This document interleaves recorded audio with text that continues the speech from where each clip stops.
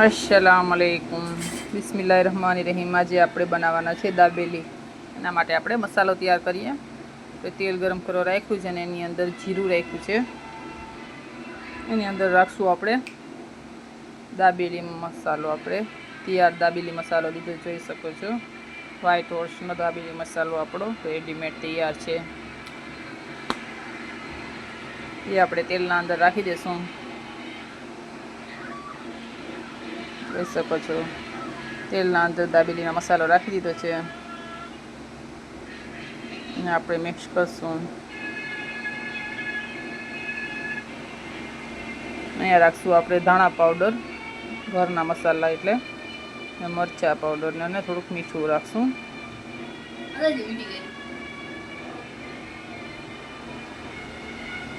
બધાને મિક્સ કરીને આપણે થોડુંક પાણી રાખશું મસાલો ભરે નહીં એના માટે। જોઈ શકો છો મસાલાને તેલના અંદર એકદમ ભૂંજવા દેશું। પાણી આપણે સેજ જ રાખ્યું છે એટલે જોઈ શકો છો। હવે આપણે રાખશું ગોળ આમલીનું પાણી, ખટી મીઠી ચટણી એટલે। અહીંયા બીજું થોડુંક પાણી હજી વધારે રાખશું આપણે। જોઈ શકો છો આ પાણી આપણું ઉછળી જાય મસાલાવાળું એટલે અહીંયા રાખી દઈશું આપણે બાફેલા બટાટાનો આવી રીતના મિક્સર મેશ કરીને આવી રીતના બધું ફેરવતા જશું એને। સાવ આપણો ભૂકો હોવો જોઈએ। જોઈ શકો છો બધું મિક્સ થઈ ગયું એટલે આપણે એક ડીશમાં પાથરી લેશું અને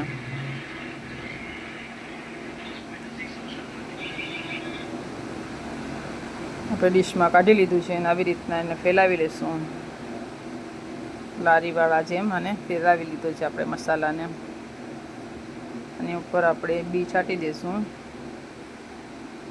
અહીંયા મસાલા બી રાખી શકીએ આપણે, પણ આપણે અહીંયા વટાણે ખારા બી રાખ્યા છે। આની ઉપર ડુંગળી રાખી દઈશું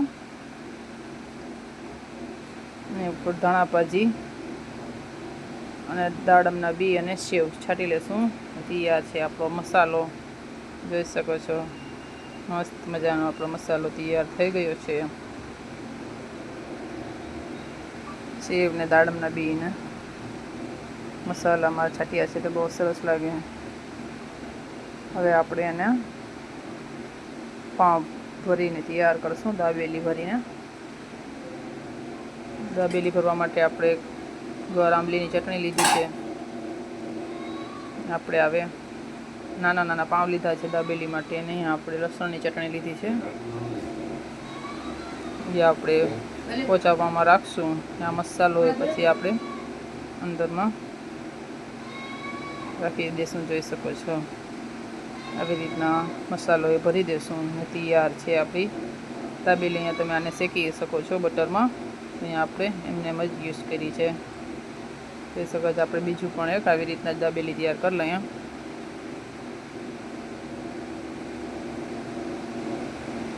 મસ્ત આપણી દાબેલી તૈયાર થઈ ગઈ છે, જરૂરથી બનાવજો। જોઈ શકો છો દાબેલીનો મસાલો તૈયાર છે આપણો। આ મસાલામાંથી 10-12 પાઉં આપણા ભરાઈ ગયા છે। વિડીયો પસંદ આવે તો લાઈક, શેર અને સબસ્ક્રાઈબ કરતા ભૂલતા નહીં।